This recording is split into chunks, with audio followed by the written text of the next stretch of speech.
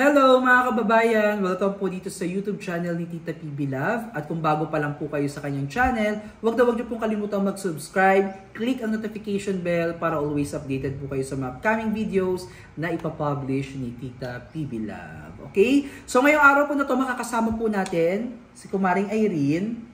Ay, kala mo hindi kami nagkita. Oh. Pero yun nga, ngayong araw kasi ito mga kababayan, meron tayong mga ilang katanungan lang naman kay Kumaring Irene. Ito naman ay regarding po sa kanya, sa personal niyang personal development, kumbaga. 'Di ba? Marami kasing maraming sumusubaybay sa Tres Marias, lalong-lalo na dito kay Kumaring Irene. Okay? So ngayong araw na to, tatanungin natin siya ng mga ilang mga katanungan na related naman sa iyo yun. Kaya huwag kang kakabahan, ha? Kasi kinakabahan po siya. Sabi niya, kuya, bakit may interview? Sabi niya, magkakabahan. Okay, easy lang. Okay, ang unang tanong natin mga kababayan ay, kamusta na ba ang pag-aaral ni Kumaring Irene? Mabuti naman yung pag-aral ko kasi masaya ako. Kasi masaya ako doon sa paaralan namin kasi siyempre naman masaya ako kaya ngayon ko lang nararanasan na ito pa lang yung pag-aral ng face to face masaya. At enjoy kasi maraming mga ka-classmate ko. Kasi kahit ako lang yung matanda doon, pero masaya ako. Masaya naman. Oo, masaya naman. So lahat naman sila ay kaibigan mo? Oo. Kamusta naman yung mga subjects? Okay lang ba sa'yo o medyo nahihirapan ka? Okay lang po sa akin. Kasi pag ng mga teacher, makikinig naman ako. Tapos, kung mahirapan ako doon, magtanong ako ng tanong ako sa kanila. Tapos yun lang Filipino. Yun sa Filipino. Okay. Oo. Sa Filipino subject doon ka medyo nahihirapan. Okay. Pero balita ko, ang taas daw nang nakuha mo sa science. Sa science, ako lang po yung nakakuha ng 10 item. Perfect? Opo. Perfect 10? Oo. Wow! Congratulations! So, ayan ay isang achievement. O biruin mo, di ba? Science pa. 10 out of 10. Tapos yung Filipino, ilan? 7. 7 lang. Tignan mo yun. O, di ba? Pero aminin natin mga kababayan, mas mahirap pa talaga ang Filipino, ang Filipino subject. Pero kahit ganun pa man, kung saan ka mahina, yun yung natin, no? Pagtutuunan natin ng pansin para at least kahit papaano, the next time na pag-aaralan niyo ulit yun, ay alam mo na. Kasi okay, diba? Kasi parang bago pa lang. Parang kung matagalan na ako doon sa pasukan namin, siyempre mapasok na sa isipan ko yung mga subject na yan kasi bago pa lang nagsimula sa akin. Okay. So wag kang mag-alala, nandito naman din kami kung may mga katanungan ka. Huwag mahihiya magtanong ha. Kasi sa pagtatanong mo, dyan ka matututo. Okay? At sabi nga nila, wala namang maling tanong. Okay? Walang maling tanong. Basta magtanong lang ng magtanong para... Mabuti yung magtanong. Yes, magtanong at huwag magmarunong. Yun, ganun yun. Okay, next question natin. Paano mo napaglalabanan yung lungkot mo o pagkamis mo sa mga anak mo? Kasi kailangan ko na malakasan ko yung loob ko para sa kanila. Kasi itong pag-aral ko para man ito sa kanila, hindi para sa akin. Kahit masakit sa akin, pero baliwala ko yan. Kasi yung pag-aral ko. Kasi hindi ko sila na okay naman sila doon. Hindi ko yun lang parang mawala ako sa sa focus. Sa focus kasi yung parang umabot sa time na parang mawala ako sa passing. Oo, yung masakit yung ulo ko, pero hindi naman sa ganun na nag-alala ko sa kanila. Yun lang maramdaman ko sa sarili ko na yung masakit ng ulo ko, di ba? Kakaisip. Oo, yung time na parang masarap iiyak. Oo, masarap iiyak. Tapos yung dila ko para hindi ako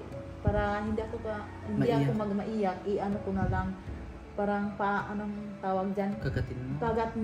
Kagatin ko na lang para hindi matuloy yung ano ko. Kasi parang masakit sa ano ko, parang hindi ko alam bakit na masarap na umiiyak ko, tapos parang napasok sa isipan ko yung mga ko, yung nararanasan ko. Nung mga nakaraan? Oo, yung nakaraan ko.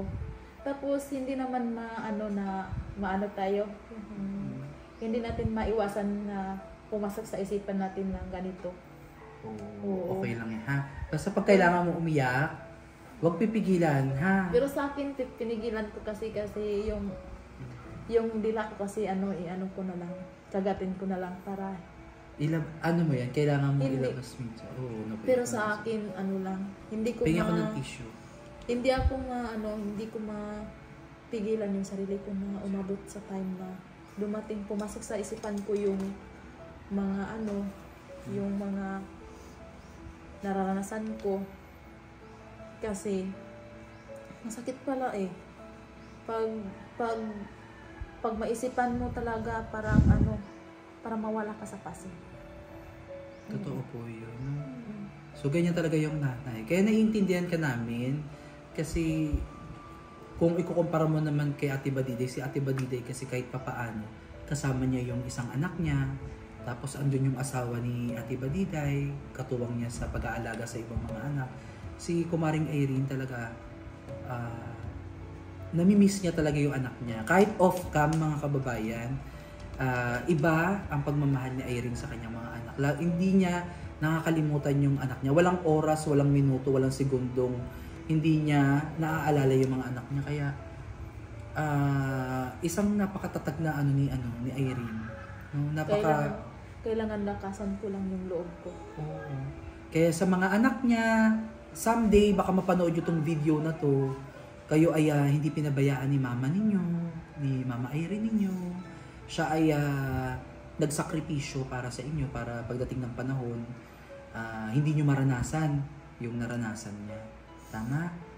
Kahit sinabihan ako ng anak ko na patay na ako, pero okay lang sa akin. Masakit kasi oo, masakit naman sa akin na sabi nila patay na daw ako. Pero hindi yung totoo na patay pa ako, buhay pa lang ako. Pasensya ka na Kumaring Irene ha, na itanong ko tong na to. At para syempre, di ba, gumaan din yung mo na isasabi mo, kasi wag mong iisipin na nag-iisa ka lang. Andito kami para makikinig kami dun sa mga hinanakit mo, sa sama ng loob mo. Sabihin mo lang sa amin, okay? Kahit off-cam, kahit hindi tayo naka-vlog. Kung kailangan mo ng kuya, nalulungkot ako, kailangan ko ng kausap, ano bang advice, para kahit papaano makagaan ka ng loob. Kasi mahirap yung kikim-kimin mo. Hindi ka talaga makakapag-aral pagka ganun. Basta lagi mo tatandaan na nandito lang kami, sila Tita Pibilag. Kahit nasabi mo nagtatawa-tawanan lang tayo, alam ko kasi na kahit tumatawa ka, mabigat yung nararamdaman mo. Diba? At nire-respeto ko lang naman din kasi syempre ayaw mo magkwento. Nire-respeto namin yun. Ayaw namin na pilitin ka na magkwento. At para din to sa mga kababayan natin na nag-iisip kay Irene na nagpapakasaya lang dito, nagpapakasarap. Hindi nyo alam kung gaano yung pagtitiis ni Irene sa kanyang kalungkutan para matupad lang niya yung pangarap niya. Grabe yung sakripisyo niya kasi iniwan niya yung mga anak niya doon para sa pagbabago ng kanilang buhay. Kaya imbis na i-bash natin siya, ipag-pray natin si Irene, mabigyan siya ng kalakasan, malinaw na pag-iisip, para tuloy-tuloy siya dun sa pag-abot ng kanyang pangarap. Kamusta na ba yung mo dito, yung buhay mo sa Abra? Ngayon na dito ka na nakatira, ito na yung naging pangalawang tahanan mo. Masaya naman ako dito na. Sa totoo lang, dito na ako na masaya. Kasi hindi na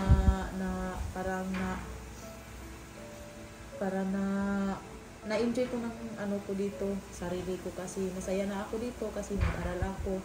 Although malayo-layo pa, pero meron ka na bang plano kapag ikaw ay nakatapos ng pag-aaral? Meron ka na bang pangarap after ng school mo? Opo. Anong gusto mo? Sa ngayon ha, kasi pwede pang magbago eh. Gusto ko lang mag-nursing kagaya ni Badiday. Magna-nursing ka, kagaya ni Badiday. Opo. So far, ano yung pinakamagandang lugar na napuntahan mo dito sa Abra? Bigan City. Vegan? O hindi pala sa Abra, dito dito sa norte. Ano, dito lang. O dito sa Abra. Abra lang. Ito maganda naman dito at saka sa basta ano. Pero maganda, ang nagmarka talaga sa'yo yung vegan. Vegan. At saka yung Boracay. Boracay. Yung Boracay. So hindi lang pala hindi lang pala sa Abra. Ang daming memories ni Kumaring Irene. Sa Boracay, tapos sa Abra ay doon sa ang tawag diyan. Kasamata? Kasamata. Ayun. Maganda talaga doon, super. Kasi na-enjoy. Dito na po ako nadadalaga. So marami siyang gusto, hindi lang dito sa Abra mga kababayan. Diba? Pati Boracay. Naging memorable ba sa iyo yung Boracay? Oo, gusto ko bumalik doon. Gusto mo bumalik? Maglangoy-langoy ka? Kasama ko sila ni Badiday at saka si Walid Jory. Oo. Sayang kasi hindi sila umabot Sana makabalik tayo dito at tatlo na kami. Kompleto na. Pero parang balita ko may gusto ka daw puntahan ngayon. Kayong tatlo. Baguio City? Gusto daw nila makarating sa Baguio, mga kababayan. Bukod dyan mga kababayan, si Kumaring Irene pala ay masarap magluto. At dahil masarap siya magluto, tatanungin natin siya, meron ka na bang alam na lutuin na Ilocano food o Ilocano dishes? Ding-ding. Anong ding-ding?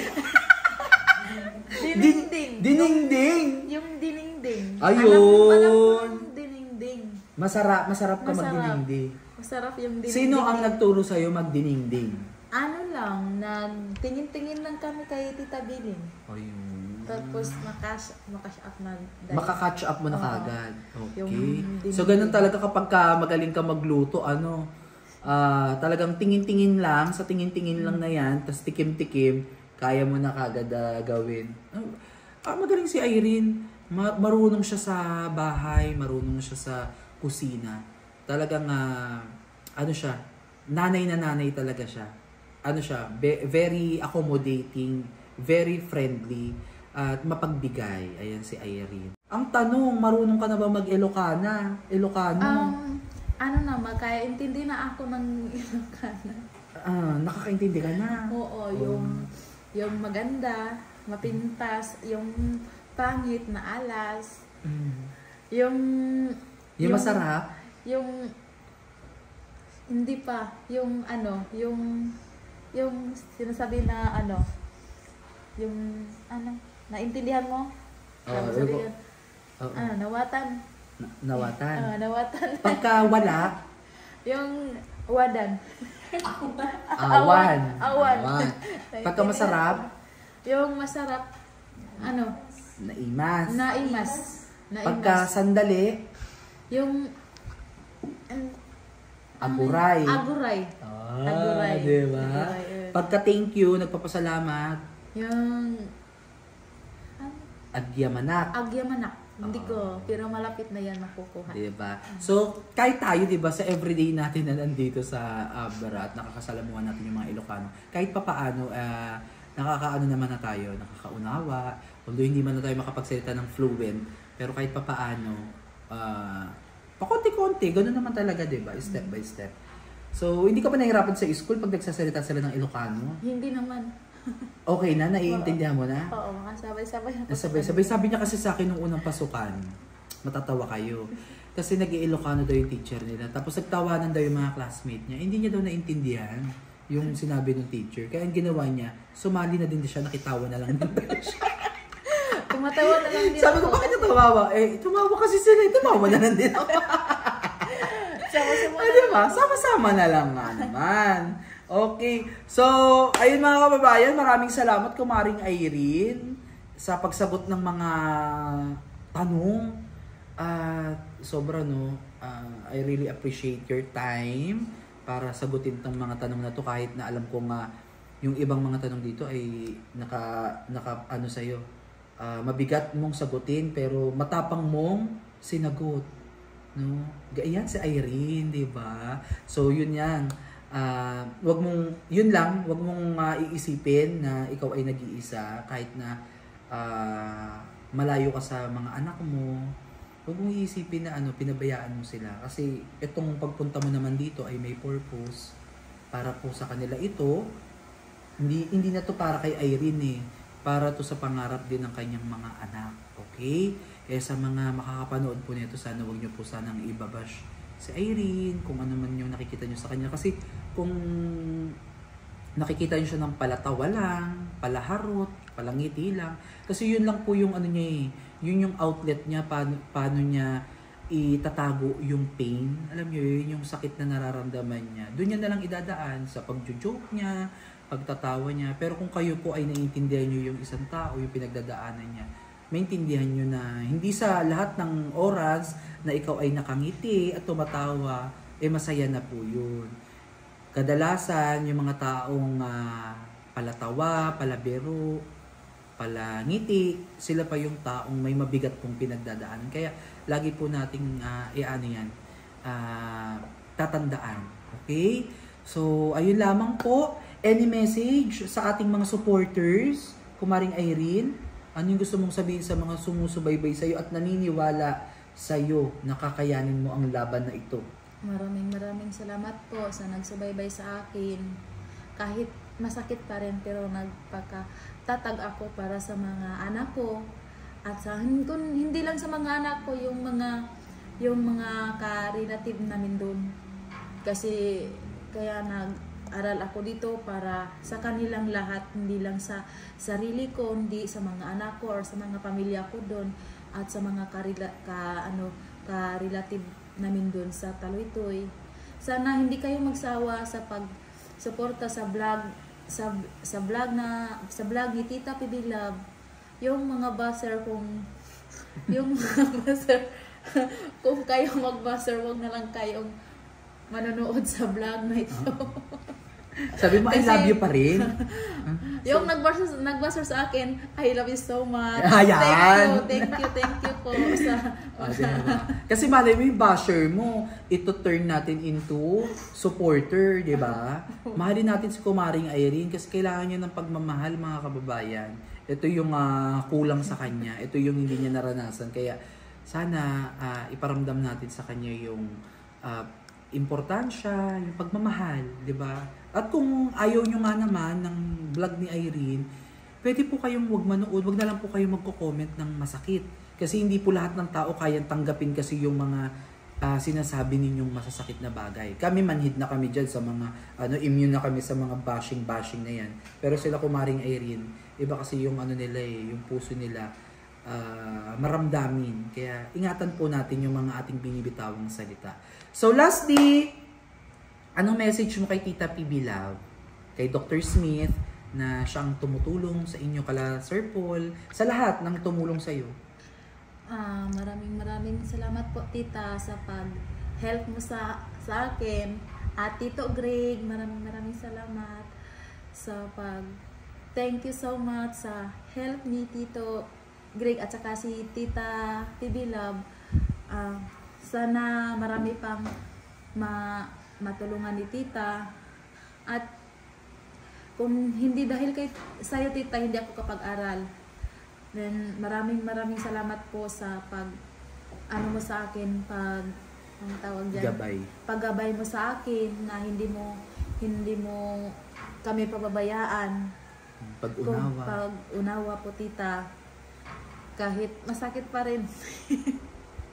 Pero ipaglaban ko pa rin. At yung mga followers, wag mo yan ang tawag diyan. Suportahan mo niyo po suportahan niyo po vlog ni Tita PB Love. Wag kayong magsawa sa amin sa vlog ni Tita PB Love.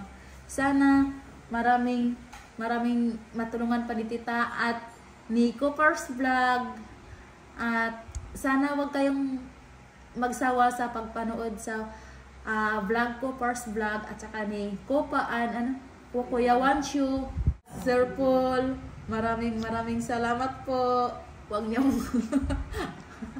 sa lahat ng TV team at suportahan yung lahat. I-wish namin na number 2 si Number 2 na kami. sana ikaw number 2 na si ko first blood.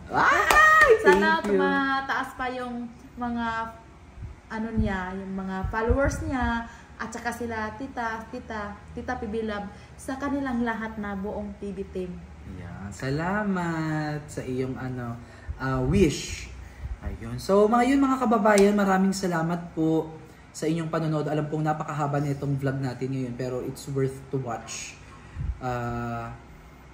Makikilala nyo lalo si Kumaring Irene kahit na hindi pa ito yung buong kwento pero marami pang kwento si Kumaring Irene pero yun ay dapat nating respetuhin na hindi na dapat nating pang isa publiko, no? So respetuhin natin, magtira tayo ng privacy para kay Kumaring Irene. Okay, pero Kumaring Irene, maraming salamat. At gaya ng sinabi ko sa iyo, huwag kang mahihiyang magtanong, huwag mahihiya na mag-share ng iyong feelings, nararamdaman, maging open ka para ang araw mo ay gumaan. Kasi the more na kinikim-kim mo yung problema mo, yung iniisip mo, lalo kang mahihirapan. Huwag kasi hindi lahat nadadaan sa tawa, sa ngiti, kasi kailangan minsan iiyak mo yan. Kailangan ilabas mo yan kasi masakit sa ulo, masakit sa dibdib, masakit sa ilong, masakit sa lalamunan. Hindi mo alam yung maintindihan. Hindi mo maintindihan mga kababayan. Minsan matutulala ka na lang. So bago po namin tapusin tong vlog na to, magpapasalamat muna kami sa lahat po ng bumubuo ng PB Team Luzon, Visayas at Mindanao. Siyempre sa pangunguna yan ni Sir Paul. Maraming salamat po kay Tita PB Love sa kanyang napakabait na puso, no? napaka mapagbigay na puso, okay? So ako muna yung magpa-vlog takeover nito mga kababayan, no? So muli maraming salamat po sa inyong lahat sa pagsubaybay dito sa channel ni Tita PB Love. Naway patuloy nyo sanang suportahan ang kanyang mga i-upload na videos, mga updates sa ating Tres Marias ng Abra. At ito ay matagal-tagal pang journey, no? Kaya sana subaybayan nyo hanggang sa makamit nila ang kanilang mga pangarap sa buhay. So, hiling po namin at panalangin po namin na kayo po ay laging ligtas at malayo sa sakit. Maraming salamat po at God bless po sa inyo. Bye-bye!